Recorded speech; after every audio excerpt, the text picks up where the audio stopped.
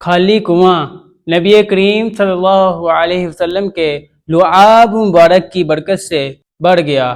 حضرت سامعین، آپ صلی اللہ علیہ وسلم کا ایک اور عظیم معجزہ آپ احباب کے سامنے رکھنا چاہتا ہوں۔ وہ معجزہ کیا تھا؟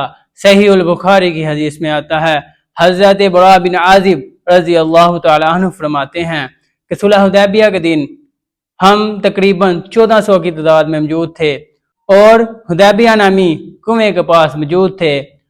ہم نے اس کنویں کے اندر سے اتنا پانی کھینچا کہ اب اس میں ایک قطرہ بھی باقی نہ رہا، لیکن جب نبی کریم صلی اللہ علیہ وسلم کو اس بات کی خبر پہنچی تو نبی کریم صلی اللہ علیہ وسلم تشریف لائے۔ آپ صلی اللہ علیہ وسلم اس کنویں کے پاس آ کر بیٹھ گئے۔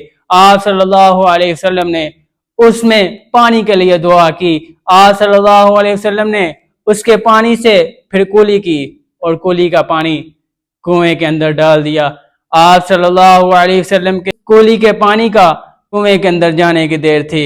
حضرت براء بن عازب رضی اللہ تعالیٰ عنہ فرماتے ہیں، وہ خالی کنواں پھر پانی سے بڑھ گیا اور ہم سب نے اس پانی کو خوب سیر ہو کر پیا اور ہمارے اونٹ بھی پانی پی کر واپس لوٹے۔ حضرت سامعین، یہ نبی کریم صلی اللہ علیہ وسلم کے لعاب مبارک یعنی تھوک مبارک کی برکت تھی۔